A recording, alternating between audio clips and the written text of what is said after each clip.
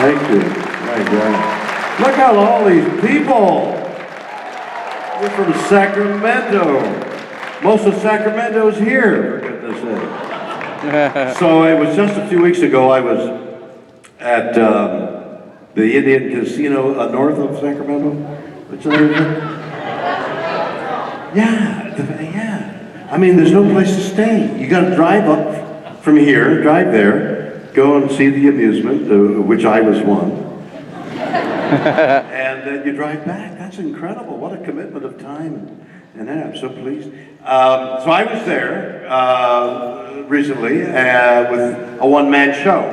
I did a one-man show on Broadway some years ago, a while ago, and I've been touring, and then went on to Broadway. Well, actually, let me warm you up by telling you the story of the one-man show.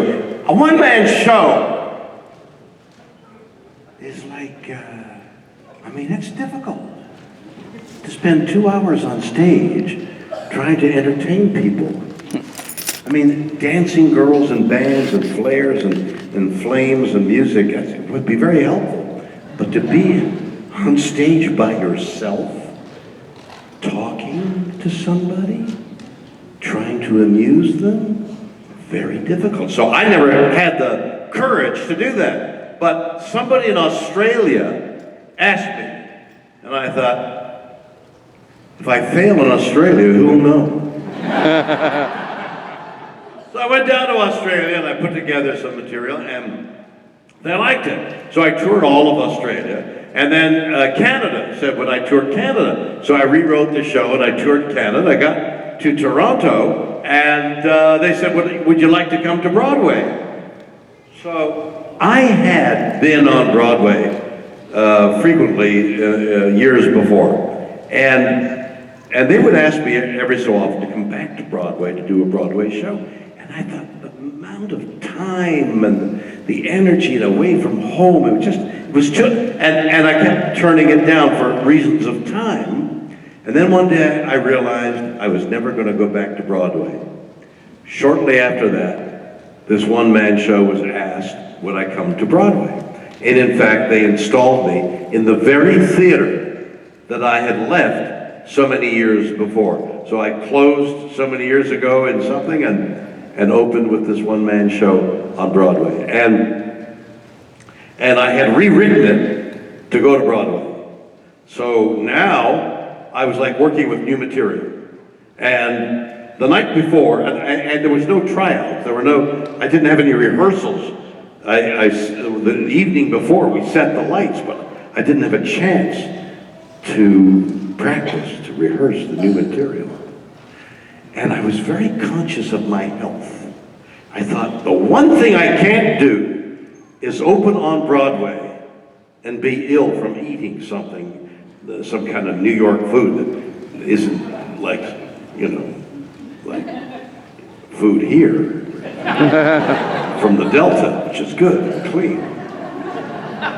So I was with two other people, my wife and somebody else, and they ordered fish. I said, I'm not eating fish, it could be bad. I'm gonna go straight hamburger, a straight burger, and that's all I'm having.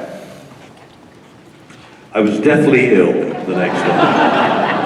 Yeah, opening on Broadway, deathly ill. So, you know what food poisoning is like. I don't want to be graphic, because there are children in the audience. But you dare not leave the bathroom more than 3 feet radius, okay? I had to go, there was a bathroom upstairs in the theater, and I had to be on stage. And leaving the bathroom was like leaving your mother when you're In fact, halfway through the show, I said, there's been a technical difficulty, I'll be back in a minute. I dashed upstairs and went to the bathroom. That's how bad it was. Anyway, that show got great notices, and I toured, after the Broadway run, I toured many cities, and I go out every so often. And in fact, the second to last time I was out, there was a New York blizzard coming to New York City. The big blizzard of last year. And I was on Long Island.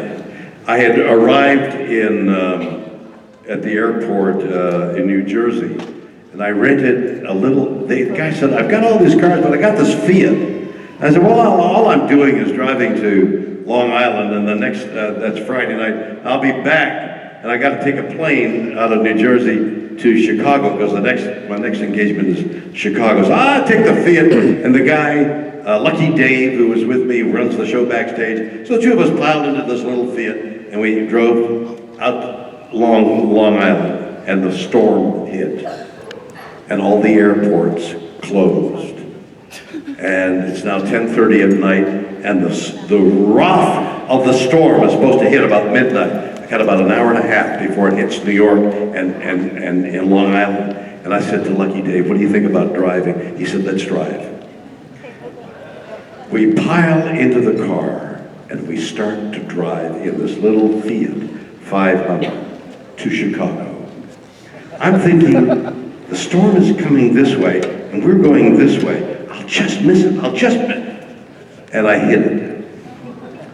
I drove through a blizzard 9 hours until we drove out of it. And there was like no storm at all. And I arrived in Chicago 12 hours later, did the show. The next night drove to Detroit, did the show, and the next day I flew to Los Angeles and lay down and didn't get up for 2 days. That was the one-man show that I did recently at the casino. So, I've been to this town a number of times, and it's a wonderful city. I hope you're very proud of it. I'm delighted to be here, except for the Hyatt Hotel. Well, it's true. You go on tour, people who go on tour, like musicians who go on tour. I wonder what that's about. What's the about? So musicians who go on tour, it's not the performance that's the big deal. It's getting to the theater and the hotel where they think big, light, fluffy mattresses are really not. They're not. They make your back sore. So you get on stage, you're walking around like this, like some old man, because the Hyatt has these fluffy mattresses and lumpy and big pillows that don't fit, and your back is sore. And then you got to go on stage and entertain. So I mentioned this to